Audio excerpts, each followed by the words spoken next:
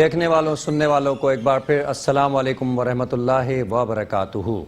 آپ کا میزبان سید عمار بابر ایک بار پھر آپ کے درمیان موجود۔ آج الحمدللہ 29واں روزہ ہم نے سحر کیا۔ پروردگار سے دعا ہے کہ یہ جو یکم رمضان مبارک سے 29 رمضان مبارک تک خوبصورت روزے ہمیں عطا کیے پروردگار نے، اور ابلغ ہے کہ کل بھی انشاءاللہ تعالی ہم سحر کریں گے۔ اللہ رب العزت ان روزوں کو ہمارے قبول و منظور فرمائے۔ جو کچھ ہم نے اس میں اپنی طرف سے پیش کیا پروردگار عالم ٹوٹی پھوٹی آپ کی بارگاہ کے اندر جو کوشش ہم نے، جو نذرانہ ہم نے پیش کیے پروردگار عالم، پرہیزگاری کی صورت میں، اجتہاد کی صورت میں، تکلیف کی صورت میں، دکھ کی صورت میں پروردگار عالم، تقسیم کی صورت میں، صدقات کی صورت میں، چیریٹی کی صورت میں، عبادتوں کی صورت میں، دعاؤں کی صورت میں، نیکی کی صورت میں، عمل کی صورت میں پروردگار عالم، لوگوں کے ساتھ اچھا برتاؤ کی صورت میں، لوگوں کے ساتھ نیکی کی صورت میں، اعلیٰ ظرفی کی صورت میں، جو الفاظ اس رمضان مبارک میں استعمال کیے جا سکتے ہیں، جو اس سے منسلک ہو جائیں، جو اس میں انسان کی فلاح کے لیے تھے، پروردگار عالم قبول و منظور فرمائیے۔ معزز ناظرین، آج کا یہ روزہ ہم نے سحر کر لیا، کل اللہ رب العزت ہو سکتا ہے ہمیں ایک روزہ اور عطا فرمائے، لیکن ہم اسی خیال کے ساتھ کہ آج یہ ہمارا شاید اس سال کا آخری روزہ ہو، اس دعا کو بھی اپنے ساتھ رکھیں گے کہ اللہ رب العزت ہمیں ایسے بے شمار رمضان دکھائے تاکہ ہم ان رمضان کی لذتوں کو ہم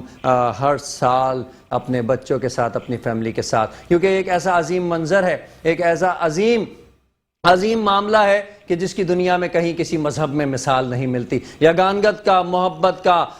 ایک ایسا جذبہ کریٹ ہوتا ہے، ایک ایسا جذبہ جنم لیتا ہے جو لازوال ہمیں اینڈلیس فیلنگز دے کر کے جاتا ہے، جس کی کہ کوئی الفاظ میں ہم زبانی ادائیگی نہیں کر سکتے۔ ایک دوسرے کے ساتھ بیٹھ کر کے سحری کرنا، ایک دوسرے کو دیکھنا، ایک دوسرے سے محبت کا برتاؤ کرنا، خاص طور پہ خواتین کی طرف سے جو کوشش کی گئی، جو انہوں نے راتوں کو اٹھ کر کے ہمارے لیے تکلیفیں اٹھائیں، ہماری بہنوں نے، ہماری بیٹیوں نے، ہماری ماؤں نے، ہماری بیویوں نے، اے اللہ ان کے لیے آسانیاں پیدا فرمانا۔ جس طرح افطاری کے انتظام میں وہ صبح کے وقت ہی چابک دستی کا مظاہرہ کرتی رہیں اور ہمارے لیے اچھی اچھی افطاریاں تیرے دیے ہوئے رزق میں سے ہمیں دیتی رہیں پروردگار عالم، اور افطار کے وقت جو ایک عظیم معاملہ ہوتا تھا کہ پورے دن کی تھکاوٹ اس ایک کھجور اور ایک گلاس شربت سے اتر جاتی تھی، تو پھر پروردگار عالم یہ کہنا ضروری ہو جاتا تھا کہ فَبِأَيِّ آلَاءِ رَبِّكُمَا تُكَذِّبَانِ، کہ تم اپنے رب کی کون کون سی نعمت کو ٹھکراؤ گے، کہ جب وہ ایک گھونٹ پانی کا ہمارے حلق میں اترتا تھا اور اترتا ہے تو ہمیں احساس ہوتا ہے کہ اس ایک گھونٹ کی کیا قیمت اور وقت ہے، جب پورے دن کے تھکے ہارے روزے دار، پورے دن کے اجتہاد کیے ہوئے، پرہیزگاری کو اپنائے ہوئے روزے دار اللہ کے دیے ہوئے رزق کو، اللہ کے دیے ہوئے اس پانی کو اپنے حلق میں اتارتے ہیں تو انہیں پتہ چلتا ہے کہ اس کی کیا قیمت ہے۔ اور دیکھیے وہ رب کتنا مہربان ہے کہ پورے سال بغیر کسی سوال کے، بغیر کسی شرط کے ہمیں ہر وقت، ہر لمحہ عطا کرتا رہتا ہے، اس کے باوجود ہم ناشکری کرتے رہتے ہیں۔ وہ پھر بھی ہمیں عطا کرتا ہے۔ کیا یہ ضروری نہیں ہے کہ یہ عمل ہمیں اس بات کی طرف متوجہ کرتا ہے کہ ہم ہر وقت، ہر پل، ہر نوالے پر، ہر سپ پر پروردگار کا، ہر گھونٹ پر پروردگار کا شکر ادا کریں، اور یہ شکر جب ہم ادا کریں گے تو ہمیں بے شمار نعمتیں عطا کی جائیں گی۔ اللہ رب العزت سے دعا ہے کہ ہمارے ان روزوں کو قبول و منظور فرمائے۔ ناظرین کرام،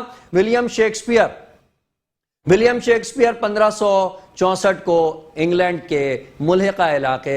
اسٹریٹ فورڈ میں پیدا ہوتا ہے۔ ایک ایسا بچہ جو تاریخ میں ایک ایسی ہسٹری رقم کرتا ہے کہ جس کی رہتی دنیا تک کوئی مثال نہیں ملتی۔ اس کے لکھے ہوئے 36 ناولز یا پلیز یا ڈراماز ایک ایسی شاہکار تحاریر تھیں جو اس کے یقیناً زور قلم کا نتیجہ رہیں، کہ جس کے لیے بے شمار کرٹکس اور تنقید نگاروں نے یہ تنقید کی کہ یہ اس کے اپنے لکھے ہوئے نہیں ہے، کیونکہ وہ اس کے بیک گراؤنڈ کو جا کر کے دیکھتے تھے کہ ایک ایسا بچہ، ایک ایسا فرد کہ جس نے تعلیم بھی پراپر طریقے سے حاصل نہ کی ہو، اور جس کا باپ ایک شو میکر تھا، گلو میکر تھا، ایک فارمر تھا، اور جس کی ماں تقریباً ان پڑھ تھی، اور اس کی فیملی میں تعلیم حاصل کرنے کا کوئی نظام اور سلسلہ رائج نہیں تھا، وہ اس قدر اعلیٰ قسم کی لکھائی کس طریقے سے کر سکتا ہے، وہ اتنے اعلیٰ ادوار کا مالک، اتنے اعلیٰ ذہن کا مالک کیسے ہو سکتا ہے۔ یہ کرٹیسزم آج 500 سال سے زائد ہو گیا جاری و ساری ہے۔ اس کی زندگی میں ہی یہ کرٹیسزم شروع ہو گیا تھا، اس کے ساتھ کے شعراء، اس کے ساتھ کے رائٹرز نے اسے اس حوالے سے تنقید کا نشانہ بنایا کہ یہ یقیناً جو 20 سال 25 سال منظر عام سے غائب رہا، اس میں اس نے کہیں سے یہ تحاریر لی اور پھر اپنے نام سے منسوب کر دی، لیکن تاریخ گواہ ہے کہ وہ ایک عظیم اور ایک ہمہ جہت شخصیت تھا۔ اس نے چھوٹے سے تھیٹر سے اپنے پلیس کا آغاز کیا اور پھر ان پلیس سے وہ انگلینڈ کے شاہی خاندان کا ایک خاص فرد سمجھا جانے لگا۔ اسے خاص طور پہ انگلینڈ کے شاہی خاندان کی طرف سے ٹاسک دیا جاتا تھا لوگوں کی تربیت کے لیے، لوگوں کو تھیٹرز میں بلا کے تعلیم کی طرف۔ یہ وہ دور تھا 15ویں صدی کا جب رینیسنس، جسے کہ ہم ایلزابیتھن ایرا کہتے ہیں، جب انگلینڈ کے جو رہائشی تھے انہوں نے قزاقی، بحری قزاقی کو چھوڑ کے، سی پائریسی کو چھوڑ کے دنیا کو تسخیر کرنے کا ذمہ اٹھایا، اور انہوں نے طے کیا کہ اب ہم اپنا جو پرانا کام تھا ہم اس کو ہمیشہ کے لیے چھوڑ دیں گے اور اب ہم آگے بڑھ کے اس پوری دنیا کو تسخیر کریں گے، کیونکہ تھے تو وہ بڑے ذہین۔ اور انہوں نے پھر یہ وقت نے ثابت کیا کہ انہوں نے اپنی افواج کو کس طریقے سے منظم کر کے پوری دنیا پر اپنا قبضہ جمایا اپنی زبان کے ذریعے، اور اس زبان کے لیے انہوں نے استعمال کیا ولیم شیکسپیئر جیسے اعلیٰ ادوار کے مالک لوگوں کو۔ اس کے اوپر تنقید کی گئی، اس کے کام پر تنقید کی گئی، اس پر کئی مرتبہ حملے بھی کیے گئے، لیکن اس کے باوجود اس نے اپنے کام میں کوئی رکاوٹ نہیں محسوس کی، اور وہ چلتا گیا کیونکہ اس کی منزل جو تھی وہ لٹریچر میں ایک اعلیٰ مقام حاصل کرنے کی منزل تھی، اور اس نے حقیقتاً وہ مقام بنا لیا کہ جو اب تک آج تک اس کا کوئی ریکارڈ نہ توڑ سکا۔ ناظرین کرام، یہ سب کچھ بتانے کا مقصد کیا تھا؟ یہ مقصد یہ تھا کہ ہم بھی جو کام کر رہے ہیں، جو ذمہ داری ہمیں دی ہوئی ہے، ہم اس پہ کاربند رہیں۔ لوگ کہتے رہیں گے، لوگ تنقید بھی کریں گے، لوگ نشانہ بھی بنائیں گے، لوگ ہمیں مختلف موقعوں کے اوپر ہمیں روکیں گے، ہمارے راستے میں رکاوٹ ڈالیں گے۔ سب سے پہلے ہمارے قریبی رشتے ہمارے سامنے آ کر کے کھڑے ہو جائیں گے، ہمارے آ کر کے سامنے نہ بھی کھڑے ہوں تو ہمیں پیچھے سے کوشش کریں گے کہ ہمارے ترقی کو روکیں۔ یعنی کہ جس انداز میں ولیم شیکسپیئر کی ترقی کو روکنے کے لیے کرٹیسائز کیا جاتا تھا، اسی انداز میں اگر کوئی شخص کامیابی حاصل کر رہا ہے تو اسے سب سے پہلے روکنے کے لیے اس کے قریبی لوگ آ جاتے ہیں، اور پھر اور بہت سارے لوگ۔ یہ معاملہ اصل میں ہے حسد کا، جو روز اول سے اس دنیا میں فائز ہے۔ جب حابیل اور قابیل کا معاملہ تھا تو وہاں بھی حسد کا معاملہ تھا، اور اس حسد کے معاملے ہی نے ایک پہلے قتل کو جو ہے جنم دیا، اور وہ قتل ایک لازوال قتل کی، ایک نہ ختم ہونے والے قتل کی صورت اختیار کر گیا، اور قیامت تک دنیا میں خون بہتا رہے گا اس حسد کے معاملے پر۔ ناظرین کرام، لیکن اس کا ہرگز مطلب یہ نہیں ہے کہ انسان اپنی ذمہ داریوں سے پیچھے ہٹ جائے گا۔ انسان جو مشن لے کر آگے بڑھ رہا ہے اس مشن کو چھوڑ دے گا، کیونکہ اللہ رب العزت نے ہر انسان کو مشن لے کر کے بھیجا ہے، چاہے وہ مسلمان ہو یا نہ ہو۔ لہٰذا یہ ضروری ہے کہ ہم اپنے اندر ایک ایسی صورتحال اور ایک ایسی صلاحیت کو ہم پیدا کریں، بلکہ وہ موجود ہوتی ہے، اسے مزید تقویت دیں کہ کوئی بھی رکاوٹ ہماری کسی بھی کامیابی کے آڑے نہ آ سکے، اور جو مقصد ہم نے اپنے ذہن میں طے کیا ہوا ہے اس مقصد کو کسی بھی حال میں ہم حاصل کریں۔ حسد کرنے والے حسد کرتے رہیں گے، تکلیف دینے والے تکلیف دیتے رہیں گے، روکنے والے روکتے رہیں گے ہماری ترقی۔ کوئی بھی انسان جو ترقی کرنا چاہتا ہے، آگے بڑھنا چاہتا ہے، یا کچھ بہتری کا معاملہ کرنا چاہتا ہے، اسے کوشش کریں گے، لیکن کسی کے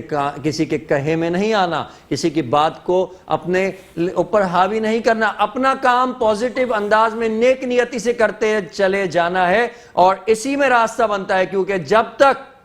آپ کے سامنے کوئی مضبوط کرٹیسائز کرنے والا موجود نہ ہو، آپ کی اپنی کوالٹی میں بھی اضافہ نہیں ہوتا۔ یہ کرٹیسزم ہی اصل میں انسان کو یو ٹرن دیتا ہے، جس کے نتیجے میں انسان کامیابی حاصل کرتا ہے۔ آج بہت سارے موضوعات کے اوپر ہم گفتگو کر سکتے ہیں، لیکن وقت کم ہے۔ آج ابلغ ہے کہ آخری روزہ ہو، اور اس آخری روزے کے بعد ہم عید کی طرف بڑھ جائیں، لہٰذا آج ہم مختصر گفتگو کریں گے کہ رمضان المبارک میں ہم نے کیا کھویا، کیا پایا، اور پہلا سوال جو میں اپنے معزز عالم دین اسکالر بہت گہری سوچ رکھتے ہیں, بہت ماشاءاللہ علم رکھتے ہیں, 11 رمضان المبارک سے مستقل ہمارے اس پروگرام کا حصہ بن رہے ہیں, اپنی موجودگی سے اس پروگرام کو خوبصورت بنا رہے ہیں, دل آویز ہستی, علم کا استعارہ اور مینار, علامہ منیب اقبال صاحب ہمارے درمیان موجود ہیں. السلام علیکم ورحمۃ اللہ. وعلیکم السلام ورحمۃ اللہ. علامہ صاحب 11 رمضان المبارک سے آج الحمدللہ آج آخری روزہ تقریباً ہم تک پہنچ گیا. آج آپ فرمائیے گا کہ کیسا آپ کو لگا اس ٹرانسمیشن میں, آپ نے جو لوگوں تک اپنے پیغام پہنچائے, کیا آپ نے اس کی فیلنگز کو پایا؟ اعوذ باللہ من الشیطان الرجیم, بسم اللہ الرحمن الرحیم. سب سے پہلے تو میں میٹرو ون نیوز کی تمام ٹیم کو اپنی طرف سے مبارکباد پیش کرنا چاہوں گا, خراج عقیدت پیش کرنا چاہوں گا, اور آپ کو بھی خاص طور پر پوری ٹیم جتنے بھی لوگ یہاں پر کام کر رہے ہیں, کیمرہ مین ہیں, پیچھے روم میں بیٹھ کر لوگ کام کر رہے ہیں, میں سب کو اپنا شکریہ بھی پیش کروں گا, خراج عقیدت پیش کروں گا کہ اس ٹرانسمیشن کو کامیاب بنانے کے لیے انہوں نے انتھک محنت کی. افطار ٹرانسمیشن, سحری ٹرانسمیشن, یہ اتنا آسان کام نہیں ہوتا, بڑی لانگ ڈیوٹی ہوتی ہے, لیکن ظاہر سی بات ہے ایک ڈیوٹی ہے, ایک ذمہ داری ہے, کرنا تو ہے. تو میں سب کو اپنا ایک دل سے طور پر ان کو ایک خراج عقیدت پیش کروں گا, اور دعا گو ہوں اس چینل کے لیے بھی اور اس پوری ٹیم کے لیے بھی آپ سمیت. اللہ تبارک و تعالی آپ کے ان کاوشوں کو اپنی بارگاہ کے اندر قبول و منظور فرمائے, اور اللہ تبارک و تعالی ہم سے دین کی مزید خدمت لے لے. اللہ تبارک و تعالی ہمارے اندر مزید اخلاص کو پیدا فرمائے کہ ہم جو بات کریں وہ سامنے والے کے دل پر اثر کرے اور سامنے والا اس پر عمل کرے. آپ کے ساتھ مل کر تمام ٹیم کے ساتھ بیٹھ کر بڑی خوشی محسوس ہوئی. اب ایک دل میں ایک غم کی کیفیت ہے کہ ہم ایک رمضان جیسی نعمت کو کھو رہے ہیں اور وہ ہم سے جدا ہو رہا ہے. ہمیں پتہ نہیں کون اگلے رمضان کو دیکھ پائے یا نہ دیکھ پائے, کوئی زندہ ہو کوئی زندہ نہ ہو. یہ تو رمضان تو بہت دور ہے, میں سمجھتا ہوں کل عید کا دن بھی ہم میں سے کوئی دیکھ پائے گا نہیں دیکھ پائے گا, یہ بھی کوئی طے بات نہیں ہے. اللہ تبارک و تعالیٰ سے دعا ہے کہ جو ہم نے رمضان کے اندر عبادتیں کی, اللہ تعالیٰ ہماری ان عبادتوں کو قبول و منظور فرمائے. جو مہینہ تھا جو ہم سے گزر رہا ہے, یقیناً بڑا برکتوں والا مہینہ تھا, اور اس کی ایک ایک ساتھ میں اللہ تبارک و تعالیٰ بزرگوں نے فرمایا کہ 1,00,000 جہنمیوں کی مغفرت فرماتا ہے. اور ہم نے وہ ساعتیں کھونا شروع کر دی ہیں. یہ وہ عشرے تھے کہ شروع میں ہم نے عشرہ رحمت گزارا, وہ بھی ضائع ہو گیا. اس کے بعد ہم نے عشرہ مغفرت گزارا, وہ بھی ختم ہو گیا. آج عشرہ جہنم کی آزادی سے آخری رات ہو سکتی ہے, آخری دن ہو سکتا ہے, پتہ نہیں ہماری مغفرت ہوئی کہ نہیں ہوئی. اللہ اکبر. ایک مرتبہ حضور علیہ الصلوۃ والسلام ممبر پر خطبہ کے لیے تشریف لے جا رہے تھے, تو ایک مقام ایسا ہے کہ آپ نے جب آپ ممبر پر چڑھ رہے تھے تو آپ نے ایک مقام پر تھوڑا توقف کیا اور آپ نے آمین کہا, اور آمین کہنے کے بعد جب آپ ممبر پر بیٹھے تو آپ نے اپنے صحابہ سے ارشاد فرمایا, اے صحابہ تم جانتے ہو میرے پاس ابھی کون آیا تھا؟ صحابہ نے عرض کیا, رسول اللہ بتائیے کون آیا تھا؟ حضور علیہ السلام نے ارشاد فرمایا, ابھی میرے پاس جبرائیل امین آئے تھے, اور انہوں نے مجھے ایک مقام پر یہ کہا کہ جو شخص رمضان کو پائے اور اپنی مغفرت نہ کرا لے اس کے لیے خرابی ہو, اس کے لیے تباہی ہو. تو میں نے آمین کہہ کر اس پر مہر لگا دی. حضور نے آمین کہہ دی, اللہ اکبر, بات ختم ہو گئی. اب کتنا بد نصیب ہوگا وہ شخص کہ جو رمضان کے مہینے میں رمضان پایا اور پھر بھی اپنی مغفرت نہ کرا. بیسیکلی رمضان آتا ہی انسان کو جو ہے وہ صحیح راستے پر لانے کے لیے اور رب سے ملانے کے لیے ہے, تاکہ انسان جو پچھلے گناہ ہیں ان کو معاف کروا کے اپنی نئی زندگی شروع کرے. قرآن مجید میں اللہ تعالیٰ نے ارشاد فرمایا کہ یا ایھا الذین آمنوا کتب علیکم الصیام, تم پر روزے فرض کیے گئے, کما کتب علی الذین من قبلکم, جیسے کہ پہلی قوموں پر فرض کیے گئے تھے, لعلکم تتقون, تاکہ تم پرہیزگاری اختیار کرو. تو یہ وہ پرہیزگاری اختیار کرنے کا, پرہیزگاری کو اپنانے کا مہینہ تھا جو اب ہم سے جدا ہو رہا ہے. یعنی اس کی ایک ایک ساتھ ایک ایک لمحہ اللہ تبارک و تعالیٰ کی طرف سے نور تھا. اس میں رکھے جانے والے رمضان کے روزے, جو ہم رمضان کے اندر روزے رکھتے ہیں, حضور نے فرمایا جو ایک روزہ رمضان کا جان بوجھ کر چھوڑ دے, اس ساری زندگی بھی اگر روزے رکھ لینا تو اس ایک روزے کا کفارہ ادا نہیں کر سکتا, اس ایک روزے کا نعم البدل نہیں کر سکتا. تو ہم وہ روزوں کو کھو رہے ہیں, ہم وہ سحری کی ساعتوں کو کھو رہے ہیں, ہم افطار کی ساعتوں کو کھو رہے ہیں. وہ ساعتیں کہ پورا سال تو ہم شاید گھر والوں کے ساتھ بیٹھ کر کھانا نہیں کھا پاتے, کوئی لیٹ آ رہا ہے آفس سے, کوئی جلدی آ رہا ہے, بچوں کے اسکول کی ٹائمنگ کا الگ ایشو ہوتا ہے. یہ واحد مہینہ ہوتا ہے جس میں سحری بھی گھر والوں کے ساتھ ہوتی ہے, افطار بھی گھر والوں کے ساتھ ہوتا ہے. لوگوں کے اندر جوش و جذبہ ہوتا ہے, جو اپنے ماں باپ کے ساتھ رہتے ہیں ان کی خدمت کرتے ہیں, جو ماں باپ کے ساتھ نہیں رہتے وہ بار بار اپنے ماں باپ کے گھر جا کر ان سے دعائیں لیتے ہیں, کیونکہ وقت ہوتا ہے, تھوڑا اتنا ٹائم مل جاتا ہے. یہ وہ مہینہ تھا کہ جس میں ہم نے روزانہ رات کو 20 رکعت نماز تراویح ادا کی, اور وتر کی نماز بھی با جماعت ادا کی. آپ دیکھیے ہم وتر کی نماز کو جماعت سے ادا کرنا چھوڑ رہے ہیں. رمضان کے علاوہ ہم وتر کی نماز جماعت سے نہیں پڑھتے, لیکن پورا رمضان رمضان ہم جماعت سے وتر کی نماز ادا کرتے ہیں، 20 رکعت نماز تراویح پڑھتے ہیں، نماز تراویح پڑھنے کے بعد کوئی 21 روزہ، کوئی 25 روزہ، کوئی 27 روزہ ختم قرآن کرتا ہے، یہ پورا تھورولی قرآن سن لینا یہ بھی رمضان کے علاوہ ہمیں نصیب نہیں ہوتا۔ رمضان کے علاوہ تو لوگ قرآن کھولنے کو بھی نہیں ان کی رغبت ہوتی، کیونکہ ٹائم کا لوگ آج کل ایشو ہو گیا ہے۔ اللہ تبارک و تعالیٰ نے ہمیں وہ گھڑیاں عطا فرمائی کہ اکثر ہم نے دیکھا گھروں کے اندر سحری میں بھی قرآن کھلتا ہے، افطار میں بھی قرآن کھلتا ہے،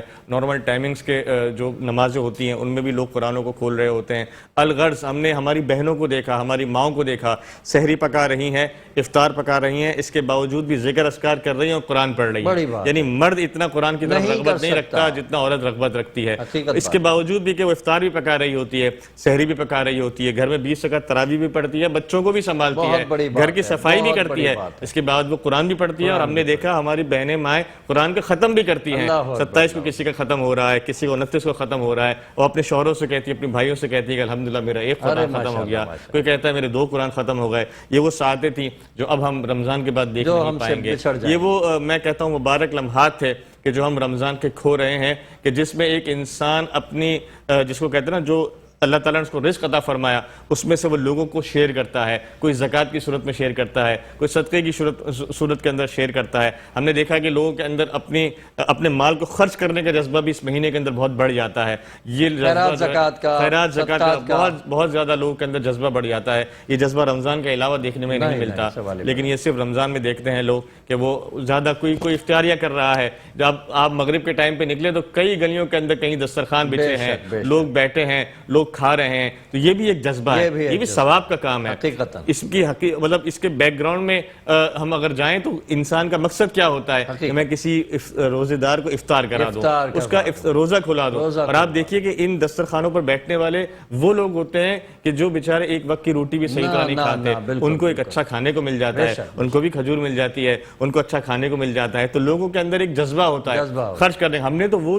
تک لوگ دیکھے کہ مغرب کے ٹائم پر تو آپ کو پھر بھی بہت سے لوگ افطار کراتے ملیں گے، ہم نے یہ تک لوگ دیکھے کہ وہ سحری کے لیے باقاعدہ دور دراز علاقوں میں جا کر سحریاں بانٹتے ہیں۔ سحریاں بانٹنا آسان کام نہیں ہے، نیند کا وقت ہوتا ہے، رات کا وقت ہوتا ہے، لیکن وہ لوگ سحریاں لوگوں کے گھروں کے اندر جا کر بانٹتے ہیں۔ ہم نے دیکھا اس مہینے کے اندر لوگوں کے اندر راشن بانٹنے کا جذبہ بڑھ جاتا ہے، لوگ ایک دوسرے کے گھروں میں راشن بانٹتے ہیں، جو لوگ اس کو مطلب یہ کہ راشن حاصل کرنے کی طاقت نہیں رکھتے وہاں پر راشن بھی بڑھتا ہے۔ یہ سب اللہ تبارک و تعالیٰ سے۔ ناظرین کرام آپ کے ساتھ جڑے رہیں گے اور علامہ صاحب کی خوبصورت گفتگو جاری ہے، کچھ اور سوالات ہیں جن پر گفتگو کریں گے۔ وقت ہوا ایک چھوٹے سے بریک کا، کہیں نہ جائیے گا۔ خوش آمدید ناظرین، ایک بار پھر آپ کا برکت رمضان سحر ٹرانسمیشن میں خیر مقدم۔ آج کی یہ ٹرانسمیشن غالباً آخری ٹرانسمیشن ہے ہماری اس رمضان کی، کیونکہ اب ہم عید کی طرف چل رہے ہیں اور جو طے شدہ پروگرام کے حساب سے 29 ٹرانسمیشنز ہماری الحمدللہ یکم رمضان المبارک سے 29 ٹرانسمیشنز آج ہماری مکمل ہو رہی ہیں، اور انشاءاللہ العزیز پھر کسی رمضان یا کسی اور موقع کے اوپر آپ سے ملاقاتیں ہوتی رہیں گی اور نئے ٹاپکس کے ساتھ ہم حاضر ہوتے رہیں گے۔ آج بھی ہم گفتگو کر رہے ہیں علامہ منیب اقبال صاحب سے۔ منیب اقبال صاحب کی طرف چلوں گا، اور اسٹارٹ میں جیسے کہ میں نے ایک ماضی کے عظیم لکھاری کا ذکر کیا ولیم شیکسپیئر کا، تو ان کے حوالے سے میں علامہ صاحب سے جاننا چاہوں گا۔ علامہ صاحب، یہ تو معاملہ جو حسد کا معاملہ ہے، یہ تو زیادہ تر ہم دیکھتے ہیں کہ ہمارے مسلمانوں میں، ہمارے ریجنز میں زیادہ ہوتا ہے، کیا یہ دوسرے مذاہب کے اندر بھی کہ حسد کے معاملے کو ہم دیکھتے ہیں، کیا ادھر بھی ایسا ہے کیا؟ بسم اللہ الرحمن الرحیم۔ دیکھیں، جیلیسی جو ہے یہ تو انسان کے اندر پہلے دن سے موجود ہے، ٹھیک ہے، اور اس کو جو ہے نا اگر دوسری طرف لے کر جائیں، مغرب کی طرف لے کر جائیں، تو یہ ایک سائیکولوجیکل ڈیزیز بھی کہا جاتا ہے اس کو، یہ ایک سائیکولوجیکل ڈیزیز ہے، اس کو جیلیسی کے نام سے۔ اچھا، ہوتا کیا ہے کہ پہلے انسان ڈپریشن کا شکار ہوتا ہے، ٹھیک ہے، ڈپریشن کا معنی یہ ہوتا ہے کہ انسان یہ سمجھتا ہے کہ مجھے تو کچھ ملا ہی نہیں، اس کی اپنی نعمتوں پر سے نظر ہٹ جاتی ہے، تو وہ ہوتی ڈپریشن۔ ڈپریشن میں آنے کے بعد پھر اگر وہ ڈپریشن سے ریکور کر جاتا ہے تو اس کے پھر سامنے والوں کی نعمت پر اس کی نظر پڑنا شروع ہوتی ہے۔ جب وہ سامنے والے کی نعمت دیکھتا ہے تو پھر ان نعمتوں سے وہ جلتا ہے، جب وہ جلتا ہے تو پھر وہ جیلسی کا شکار ہوتا ہے، کیونکہ جلن حسد اسی کو کہتے ہیں۔ حضور علیہ الصلوۃ والسلام نے ارشاد فرمایا کہ حسد نیکیوں کو اس طرح کھا جاتی ہے جس طرح آگ لکڑی کو کھا جاتی ہے۔ تو جو حسد کرتا ہے، اچھا، حسد کے جو دوسرے نقصانات ہوتے ہیں وہ کیا ہوتے ہیں کہ ایک تو حسد کرنے والے کا جو اس کو اللہ تعالیٰ نے نعمتیں عطا فرمائی اس پر سے اس کی توجہ ہٹ جاتی ہے، یعنی اللہ تعالیٰ نے انسان کو اتنی نعمتیں عطا فرمائی، وہ اپنی نعمتوں کو چھوڑ کر وہ دوسروں کی نعمتوں پر توجہ کرنے لگتا ہے. جب وہ دوسروں کی نعمت پر توجہ کرتا ہے تو وہ حسد کا شکار ہوتا ہے, وہ اپنے گناہوں کو اپنے نیکیوں کا وہ خود ہی آگ لگا رہا ہوتا ہے, اپنی نیکیوں کو وہ خود ہی ختم کر رہا ہوتا ہے. تو بزرگوں نے فرمایا کہ انسان کو چاہیے کہ انسان صرف اپنی نعمتوں پر توجہ رکھے, اپنی نعمتوں کو انسان گنتا رہے, شمار کرتا رہے. جب وہ اپنی نعمتوں کا شکر ادا کرتا رہے گا تو سامنے والے سے جیلس ہونے کا اس کو ٹائم ہی نہیں ملے گا, موقع ہی نہیں ملے گا. قرآن مجید میں اللہ تعالیٰ نے ارشاد فرمایا الا بذکر اللہ تطمئن القلوب, کہ دلوں کا اطمینان اور سکون جو ہے وہ صرف اللہ کے ذکر میں ہے.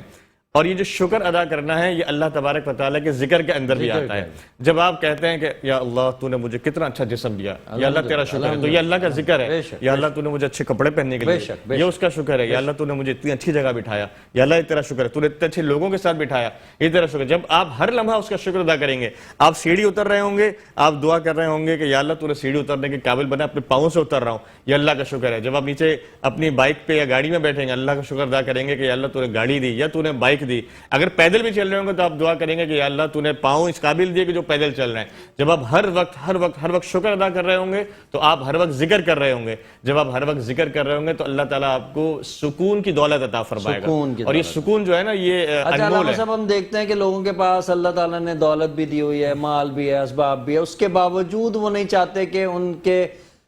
خاندان کے بچے, ان کے خاندان کے لوگ, قریبی لوگ, پڑوسی ان سے اوپر آئیں یا وہ ترقی کریں. کیوں ایسا ہے؟ اللہ نے سب کچھ عطا کیا ہوا ہے ان کو, اس کے نوکر بھی ہیں, چاکر بھی ہیں, دولت کے انبار لگے ہوئے ہیں, اس کے باوجود وہ ایسا نہیں چاہتے کہ دوسرے لوگ ان کے مقابلے پر آئیں یا تھوڑی سی ترقی کر لیں. میں سمجھتا ہوں کہ اس میں جو بیسک ہے, ایک تو شکر کا ادا نہ کرنا ہے, دوسرا جو میں سمجھتا ہوں اس میں تربیت کی کمی کا ایک عنصر نظر آتا ہے, یا برتری چاہتے ہیں. دیکھیں یہ بھی ایک جو ہے شیطان کی طرف سے ایک جھانسا ہوتا ہے انسان کو پھنسانے کا. شیطان کا مقصد کیا ہے؟ شیطان نے تو آپ سمجھنا کہ جب اللہ تعالیٰ نے اس کو دھتکارا تو شیطان نے تو اللہ کو چیلنج دے دیا. مطلب اس کی آپ جس کو کہتے ہیں کہ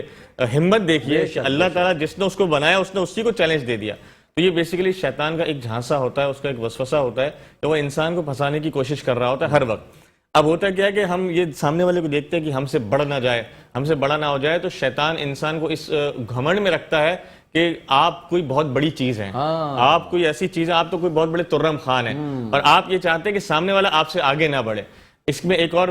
بات یہ بھی ہوتی ہے کہ انسان جو نا اللہ تبارک و تعالیٰ کی تقسیم پر راضی نہیں ہوتا. دیکھیں آپ کو جو اللہ تعالیٰ عطا فرما رہے ہیں وہ اس کی مرضی و مشیت ہے, اور اگر سامنے والے کو بھی اللہ تعالیٰ دے رہا ہے تو وہ بھی اس کی مرضی و مشیت ہے. آپ اس سے اس نعمت کو چھیننے والے ہیں نہیں. اگر اللہ تعالیٰ دینا چاہتے تو آپ اس سے اس نعمت کو چھین نہیں سکتے, اللہ تعالیٰ نہیں دینا چاہتا اس کو تو آپ اس کو نعمت دے نہیں سکتے. تو اس کا مطلب یہ ہے کہ آپ اللہ تعالیٰ کی تقسیم پر کسی طرح راضی نہیں ہیں. اب اللہ تعالیٰ کی تقسیم پر راضی ہو جائے کہ یا اللہ جو تو نے مجھے دیا میں اس پر تیرا شکر ادا کرتا ہوں, میں دعا کرتا ہوں یا اللہ تو سامنے والے کو بھی جب وہ شکر ادا کرے گا, اللہ کی تقسیم پر راضی ہو جائے گا, تو اللہ رب العزت اس کو دگنا تگنا عطا فرمائے گا. یہ چیز بھی وہ سمجھنا, اس کے لیے فلسفے کو انڈرسٹینڈ کرنا ضروری ہے. اصل میں ہوتا کیا ہے کہ ہم جو ہے نا جب ہمیں کوئی نعمت ملتی ہے, خاص طور پر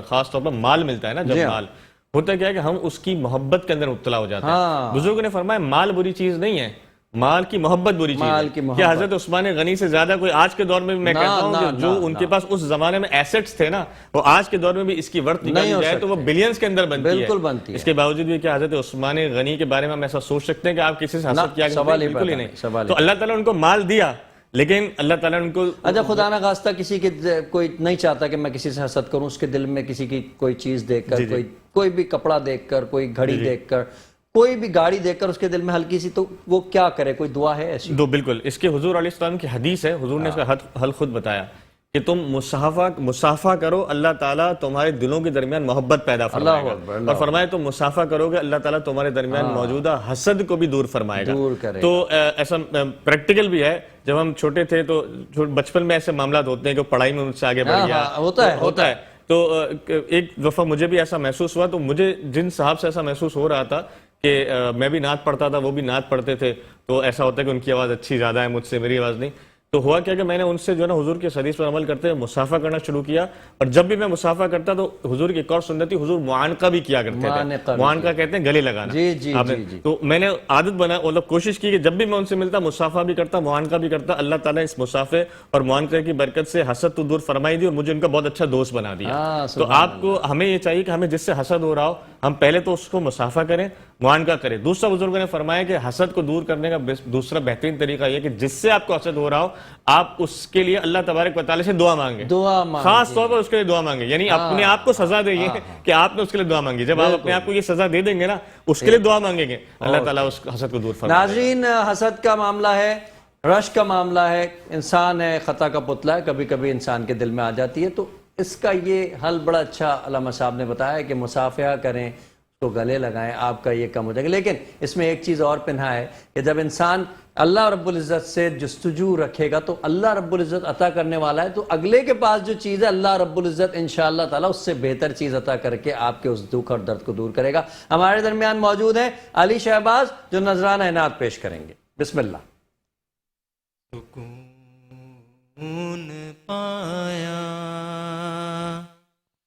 ہے بے کسی نے، حدود غم سے نکل گیا ہوں، خیال حضرت جب آ گیا ہے تو گرتے گرتے سنبھل گیا ہوں۔ کبھی میں صبح ازل گیا ہوں، کبھی میں شام ابد گیا ہوں، کبھی میں صبح ازل گیا ہوں، کبھی میں شام ابد گیا ہوں، خیال جانا میں کتنی منزل خدا ہی جانے نکل گیا ہوں۔ میرے جنازے پہ رونے والوں فریب میں ہو بغور دیکھو، میرے جنازے پہ رونے والوں فریب میں ہو بغور دیکھو، مرا نہیں ہوں غم نبی میں، لباس ہستی بدل گیا ہوں، سکون پایا۔ سبحان اللہ، ماشاءاللہ، علی شہباز نذرانہ عنایت پیش کرنے کی سعادت حاصل کر رہے تھے۔ ناظرین، بے اذن جس کے گھر پہ فرشتے نہ جا سکیں، بے اذن جس کے گھر پہ فرشتے نہ جا سکیں، انسان کیسے اس کے فضائل بتا سکے۔ ناظرین کرام، میرا بھی دل چاہا کہ کچھ اپنے نبی کی شان میں کہوں، ان کی عزت کی شان میں کہوں، ہاں کہ گو کہ میں اس قابل نہیں ہوں، نہ ہی میرے پاس وہ الفاظ ہیں، نہ ہی میں اس لائق ہوں، لیکن ایک میرے دل میں سے آواز آئی کہ اس معاملے پر میں ضرور آواز اٹھاؤں اور کچھ کہنے کی جسارت کروں کہ وہ سرزمین، چاہے وہ مدینہ المنورہ کے اندر مسجد نبوی کا مقام ہو یا مدینہ المنورہ کی حدود ہو، یہ وہ سرزمین ہے کہ امام شافعی جیسی عظیم ہستی جو امام تھے، احادیث کے الحمدللہ مرتب کرنے والے تھے، کہ انہوں نے نبی کریم صلی اللہ علیہ وآلہ وسلم کی محبت اور عشق میں کبھی اپنے پیروں میں چپل یا جوتا نہیں پہنا، اور اس کی وجہ یہ تھی کہ وہ یہ سوچتے تھے کہ کہیں میرا قدم ایسی جگہ پر نہ پڑ جائے جہاں سے میرے آقا گزرے ہوں۔ وہ ان جگہوں کو چوما کرتے تھے، وہ ان جگہوں کے اوپر سے نہ گزرا کرتے تھے، سائیڈ میں سے گزرا کرتے تھے گلیوں کے، کہیں ایسا نہ ہو کہ میں ان جگہوں پر قدم رکھ دوں جہاں پر میرے آقا نے قدم رکھے تھے۔ یہ محبت کا عالم تھا۔ وہ در کے فرشتے جب اس دربار میں حاضر ہوتے ہیں تو پہلے وہ دیکھتے ہیں کہ نبی کہیں آرام تو نہیں کر رہے، کہیں ہماری آمد سے ہمارے پیارے نبی کی آرام میں کوئی تکلیف نہ ہو جائے۔ وہ آ کر انتظار کرتے ہیں، نبی کے جاگنے کا انتظار کرتے ہیں، ان کے پیروں کو آہستگی سے بوسہ دیتے ہیں تاکہ نبی کو احساس ہو کہ کسی نے ان کے پیروں کو بوسہ دیا ہے، اور وہ نیند سے جاگ جائیں، وہ نبی کو تکلیف نہیں پہنچاتے۔ کس طرح حکم دیا جاتا ہے کہ نبی کے سامنے اپنی آواز کو بلند نہ کرو۔ جب مدینے کی حدود میں ہم داخل ہو گئے تو ہمارے سامنے گنبد خضرا ہے، ہمارے سامنے وہ عالم ہے، وہ شخصیت ہے جو اس کائنات کی سب سے عظیم شخصیت ہیں، جو اللہ کے بعد سب سے زیادہ مضبوط، سب سے زیادہ پاورفل، سب سے زیادہ حاکمیت رکھنے والی شخصیت ہیں، کہ جن کے اختیار میں رب کائنات نے چاند کو تقسیم کرنا کر دیا۔ تو کیسے ممکن ہے کہ ہم ان کے سامنے آواز کو بلند کر دیں؟ کیسے ممکن ہے کہ مدینے کی حدود میں ہم ذرا سی آواز کو بھی بلند کر کے اپنے اعمال کو جو ہے وہ ختم کر دیں؟ اللہ رب العزت نبی کریم صلی اللہ علیہ وآلہ وسلم کے سامنے ہمیشہ اس در پہ ان کے تصور بھی جب آ جائے تو ہماری آوازوں کو نیچا مدھم رکھنے کی توفیق عطا فرمائے۔ ناظرین کرام، ایک چھوٹے سے بریک کا وقت ہوا ہے، آتے ہیں اور اس حوالے سے سوال کرتے ہیں علامہ صاحب سے۔ خوش آمدید ناظرین، برکت رمضان سحر ٹرانسمیشن میں آپ کا ایک بار خیر مقدم۔ بات ہو رہی تھی نبی کریم صلی اللہ علیہ وآلہ وسلم کی بارگاہ میں حاضری اور اسی حوالے سے اپنی آوازوں کی بلندی اور پستی کے حوالے سے۔ علامہ صاحب موجود ہیں، میں ان کی طرف بڑھتا ہوں۔ علامہ صاحب فرمائیے گا، مسجد نبی میں موجود ہوں یا مدینے کے حدود میں موجود ہوں، کیا حکم ہے؟ حضور علیہ السلام کے ادب کے لیے اللہ تبارک و تعالیٰ نے سورہ حجرات کے اندر آیتوں کو نازل فرمایا۔ یا ایھا الذین آمنوا لا ترفعوا اصواتکم فوق صوت النبی، اے ایمان والو نبی کی آوازوں پر اپنی آواز کو بلند نہ کرو۔ اس کا معنی یہ ہے کہ جو والیوم ہے نا تمہاری آواز کا والیوم، وہ والیوم تمہاری آواز کا وہ حضور علیہ السلام کے والیوم سے بلند نہیں ہونا چاہیے۔ اور یہ تو صرف والیوم کی بات ہے، اللہ نہ کرے کوئی اگر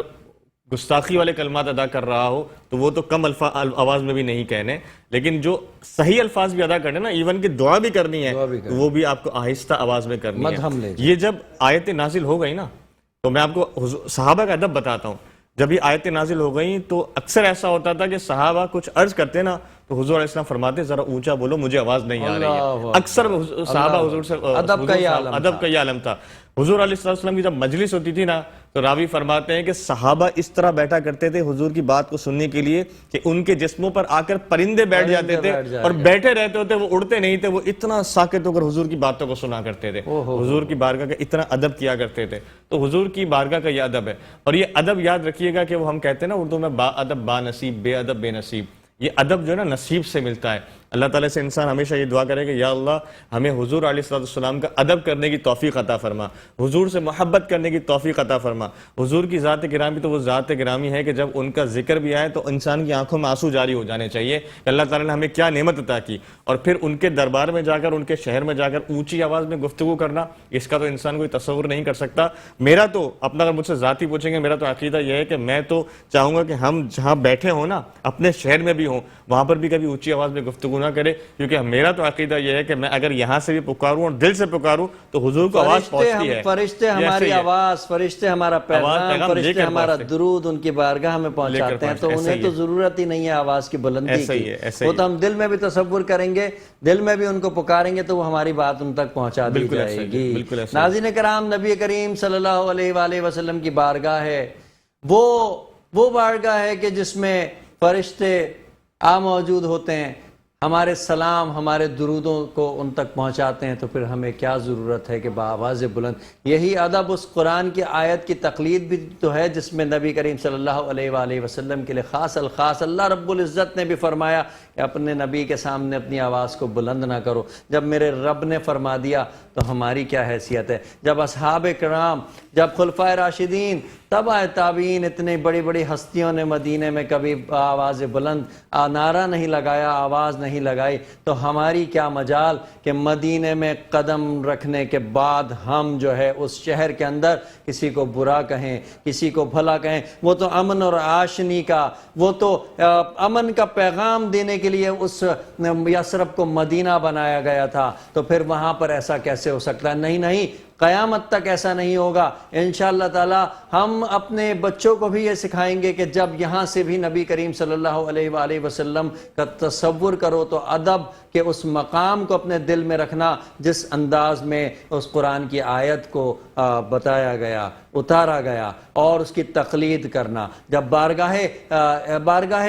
محمدی صلی اللہ علیہ وآلہ وسلم میں پہنچو تو ایک سچے عاشق کی یہ آرزو ہوتی ہے، یہ کیفیت ہوتی ہے کہ اس کے دل سے آنسو روا ہوتے ہیں، اس کی آنکھوں سے آنسو روا ہوتے ہیں، دل کی کیفیات جو ہے وہ آنسوؤں کے ذریعے بہہ رہی ہوتی ہیں، اسے اس وقت کچھ کہنے کی ہمت نہیں ہوتی۔ جب گنبد خضرا پر نظر پڑتی ہے تو کچھ کہنے کی جسارت وہ نہیں کر سکتا، وہ سن رہے ہوتے ہیں، وہ اس کا جواب دے رہے ہوتے ہیں، انہیں کسی چیز کی ضرورت نہیں ہے، وہ ہمارے ہر عمل کو اللہ کے حکم سے، اللہ کی اجازت سے سماعت بھی کرتے ہیں اور سمجھتے بھی ہیں اور دیکھتے بھی ہیں۔ تو کوشش کیجئے کہ بارگاہ خداوندی میں اور بارگاہ محمدی میں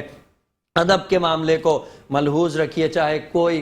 کتنا ہی بڑا آدمی کیوں نہ ہو، لیکن اس در سے بڑا نہیں ہو سکتا، چاہے وہ بادشاہ ہو اس بادشاہ سے بڑا نہیں ہو سکتا، کوئی سفیر ہو اس عظیم ہستی سے بڑا نہیں ہو سکتا۔ ناظرین کرام، رمضان کی اس خوبصورت ٹرانسمیشن آج اختتام کو پہنچ رہی ہے۔ میں سید عمار بابر آپ سے اجازت چاہوں گا، پوری ٹیم کو اجازت دیجیے، علامہ منیم اقبال صاحب کو اجازت دیجیے، اسٹارٹ میں علامہ فیصل عزیز بندگی صاحب نے ہمارا خوب ساتھ دیا 10ویں روزے تک، ان کو اجازت دیجیے۔ ہم سب کے لیے ہمیں اپنی دعاؤں میں یاد رکھیے گا، ہم انشاءاللہ تعالی آپ کے ساتھ پھر حاضر ہوں گے، پھر اللہ اور نبی کی بات کریں گے، سوشل ایشوز پہ بات کریں گے۔ ہم نے بہت ساری گفتگو کی، گو کہ وقت کم ہے، سمندر کو کوزے میں بند کروں گا اور کہوں گا کہ انشاءاللہ پھر موقع رہا، پھر ہمیں چانس ملا، پھر اچھی گفتگو کریں گے، نئے ٹاپکس کے ساتھ حاضر ہوں گے۔ اور اس کے ساتھ ہی اپنے ہاتھوں کو دعا کے لیے بلند کیجئے، چونکہ ایک عظیم شب ہم سے رخصت ہوئی،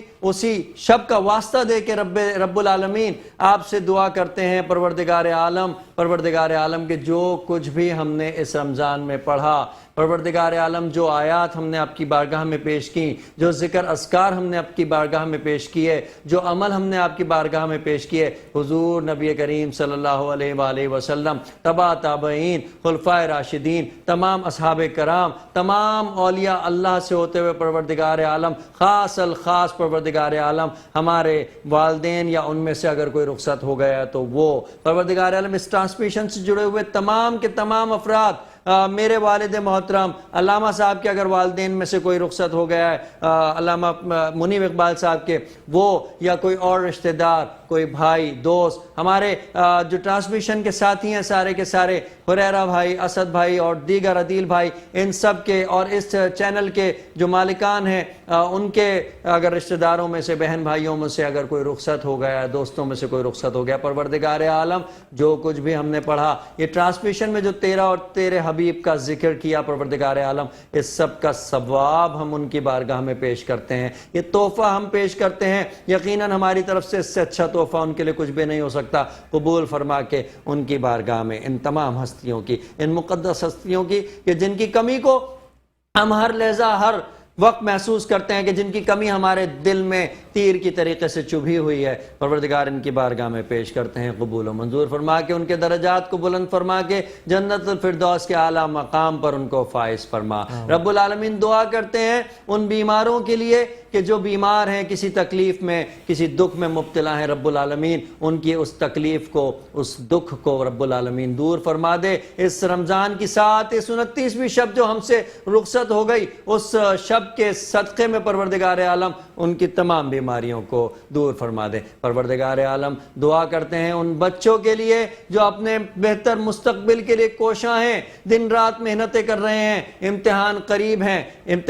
ہے پروردگار عالم بار الہ وہ بچے جو کوشش اور محنت کر رہے ہیں انہیں ان کی کوشش کا ثمر عطا فرما، انہیں دین اور دنیا کی ترقی عطا فرما، اس رمضان کے صدقے میں انہیں سچا مسلمان بنا، روزے دار بنا، نماز کی پابندی کرنے والا بنا پروردگار عالم، اور دنیا میں بھی کامیاب انسان بنا۔ وہ تعلیم جس مقصد کے لیے حاصل کر رہے ہیں انہیں اس مقصد میں پروردگار عالم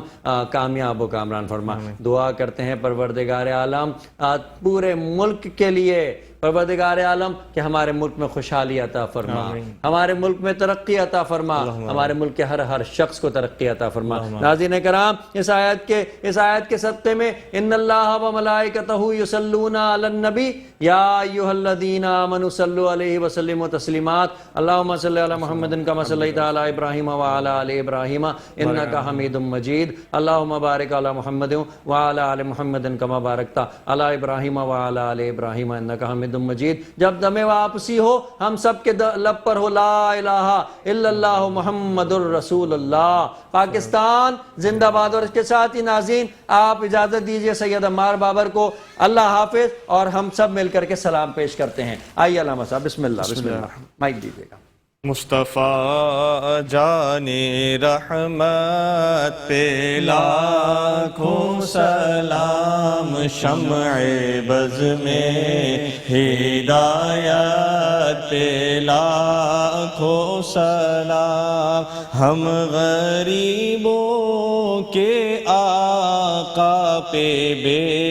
حد درود، ہم فقیروں کی سروت پہ لاکھوں سلام، مصطفیٰ جان رحمت پہ لاکھوں سلام۔ کاش محشر میں جب ان کی آمد ہو اور بھیجے سب ان کی شوکت پہ لاکھوں سلام، تو مجھ سے خدمت کے قدسی کہے ہاں رضا، مجھ سے خدمت کے قدسی کہے ہاں رضا، مصطفیٰ جان رحمت پہ لاکھوں سلام۔